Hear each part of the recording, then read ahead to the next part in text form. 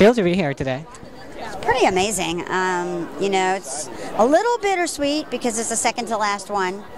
And it's just been such a great adventure. But I'm excited for people to meet the new characters. I'm excited for people to see District 13 and to explore some new ideas in this one without an arena where the movie turns, you know, it's about a propaganda war and Katniss, you know, being the face of a country that is descending into civil war and trying to figure out how you stand up under pressure like that.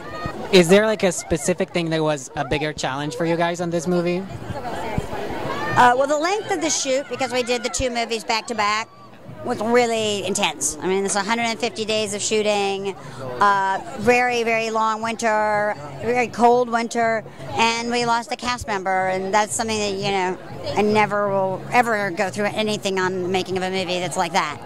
When did you guys take the decision that you were not going to cheat it with CGI with Philip Seymour? We never even considered it. There's no way. We had 2 scenes left. We gave the dialogue to, you know, Woody Harrelson in one scene and to Effie, Liz Banks in another scene. But we never considered it. He's one of the great actors of our generation. You can't fake that. For such a big franchise movie to shoot in Europe, it seems like an unconventional thing to do. Were there challenges related to the decision or not? We just felt we could not get the scope and scale that we needed by shooting everything in Atlanta. We got a lot of great stuff in Atlanta, but there's a monumentality and a drama to some of the locations in Europe that we couldn't touch here in the States. Well, in this one, in part 1, I would say there's a pretty complicated rescue sequence that was really tricky. There's just a lot of balls in the air. There's a bunch of stunts, a bunch of effects, a lot of actors doing many different things in many different places, and sort of creating that narrative was really tricky.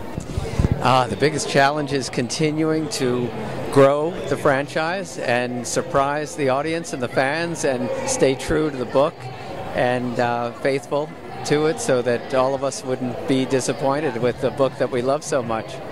How did you and Nina work together? Oh, we've been a great team. First of all, we'd known each other for a long time. When Nina was at Disney, we worked together. I produced a couple films for her over there.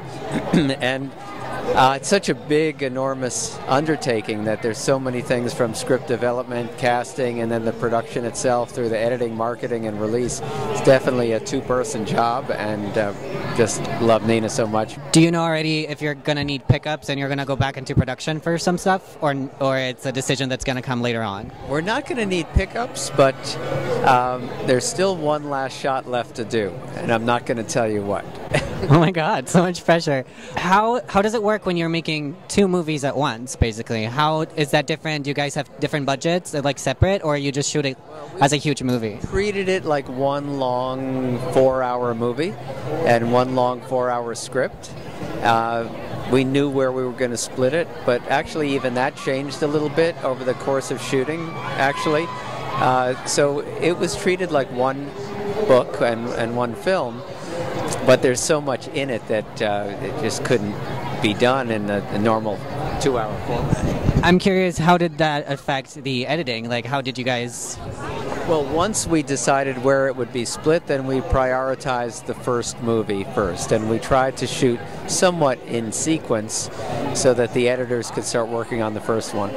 And so much of it was shot in Europe. How was that decision made? Usually big movies like this tend to go to Canada or whatever. Yeah. The decision was made because, again, we wanted to try to grow the look and create a big world, and it wasn't big enough in Atlanta, so we added, in addition to the stage work we did there, the sets that we built there, and the locations that we found there, we wanted it to grow and become even bigger, so we found more in Europe, in France and Germany, that could help build the world. So, from Broadway to Hollywood, which world is crazier? Well, they're both crazy in different ways, but I gotta say, being here tonight, this is pretty crazy. This is wild, but fun, very fun. I mean, I'm enjoying it. It must be like 2 very different kinds of excitement, though, right? Yeah. I mean, I was going to say, Broadway, being on stage, using your voice, singing the whole time in front of a lot of people. This is in a different way. I'm not performing, I'm celebrating with the fans, and so I like it.